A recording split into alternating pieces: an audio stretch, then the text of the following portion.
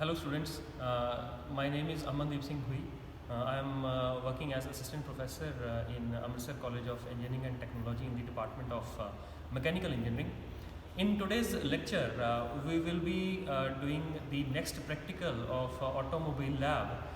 The title of the practical is the troubleshooting of the ignition system, setting up of the contact breakers and setting up of the spark plug gap. Okay. Now first thing, before we go on to the troubleshooting part, we will see what are the different parts of an ignition system.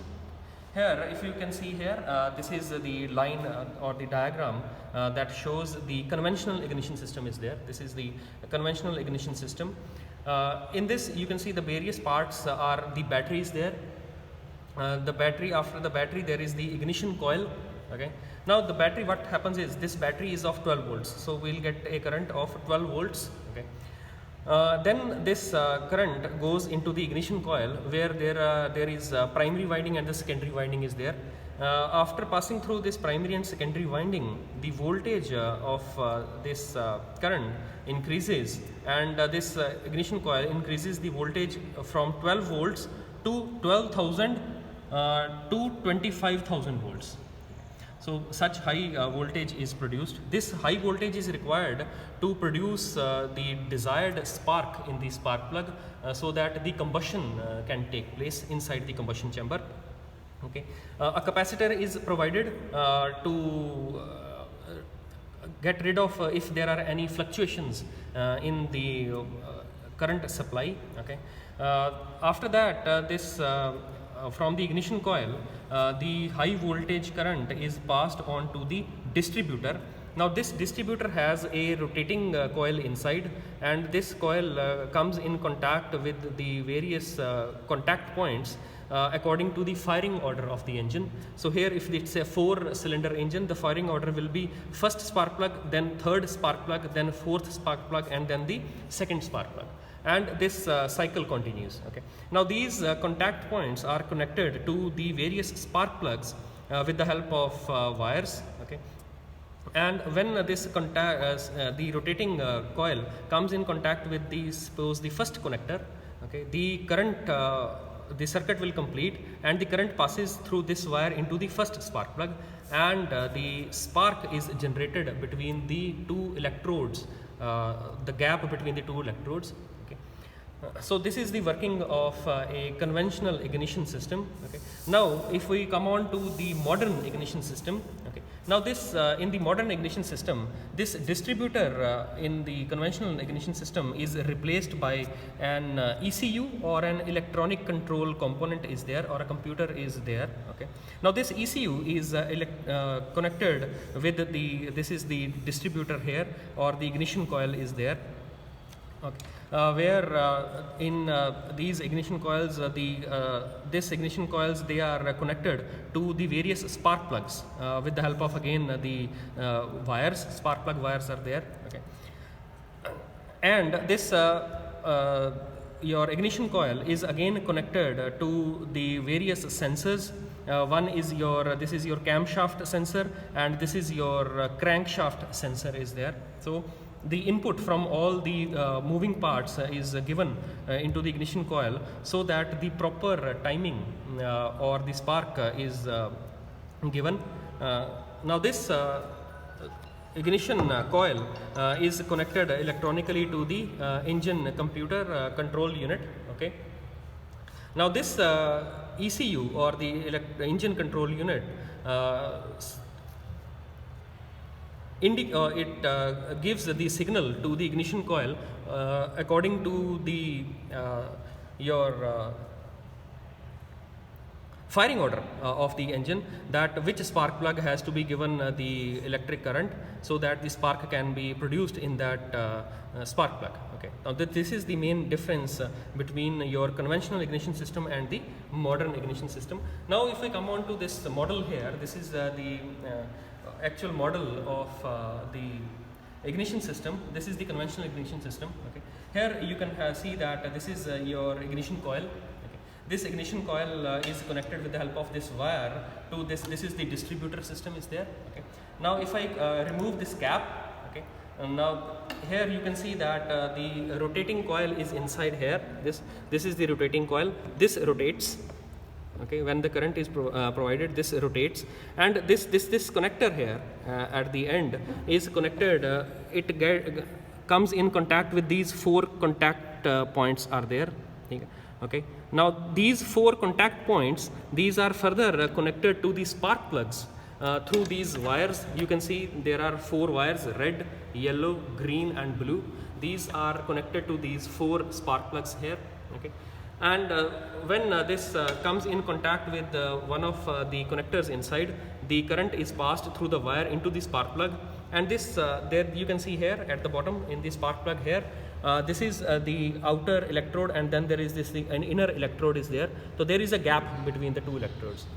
Now when the voltage is provided, so there what will happen is this air in between the 2 electrodes ionizes and a spark is produced. Okay. Now this spark is of high voltage, and it is sufficient enough to ignite the combustible fuel inside the combustion chamber. Okay.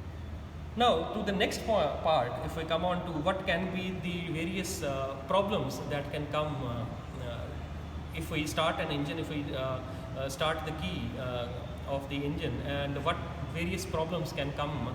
Okay, the first diagnosis is that you have turned the key but the engine is not starting. Okay. Now in that case there can be a problem that the current is not reaching the spark plug. So there is a small test that can be done. You can remove this coil, and you can remove this from the spark plug. Okay. And you keep this side of the wire around 10 mm away from this spark plug, and then you rotate the self key. If the current is passing, you will see that there is a spark that is generated. If the spark is generated, this means that your electronic circuit has no problem in it. Okay. Then the problem might be in your fuel supply system, or the problem may be in your spark plug. The spark plug is faulty, or your fuel supply system is faulty in that case. But if the problem comes that there is no spark generated here, so this means that there is some problem in the electrical system of the ignition system is there. So another problem that can come is when there are heavy rains, or when you wash your car or your bike, the cap gets wet and there is water inside the cap. Okay. If there is water inside the cap and the cap is wet, then also the current will not pass on to the spark plugs, and your car will not, or your bike will not start. For that, what you do is you remove the moisture from inside the cap. When it is dry, then you put the cap back on, and then you try starting your car. It will start. Okay. Another problem that can come is that there is a problem in the spark plug electrodes. There can be carbon deposits that can be there, that the 2 electrodes they are not able to make a contact between each other because of the carbon deposits on them. These carbon deposits can be because of say the fuel system is not working properly, or your car is running on a richer mixture of fuel to air ratio. Okay. In that case also this gap, in this gap the carbon deposits. For that you take out this spark plug and you check for that if there are any carbon deposits in it. Then you can clean both the surfaces of the electrode, and you can use that spark plug for working. After that there is another problem that can come is that if your piston rings are faulty, in that case what will happen is that the mobil oil or the engine oil might come into the combustion chamber, and this oil deposits on between these electrodes. Again the spark will not be generated. Because of that you have to check your engine, get the proper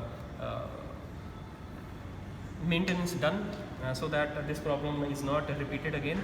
Another problem that can come is that the gap is not proper between the two electrodes. If you can see here that the gap that is required, so there is a spark plug gap gauge that can be used to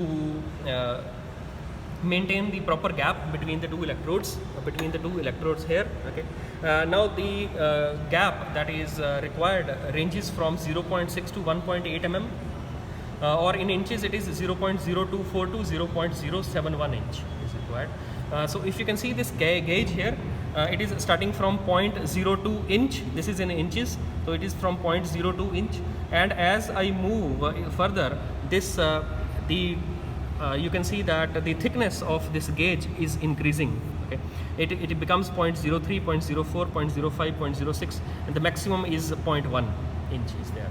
Okay, so according to the specifications of your vehicle, you can maintain the gap for proper functioning of your ignition system. Thanks.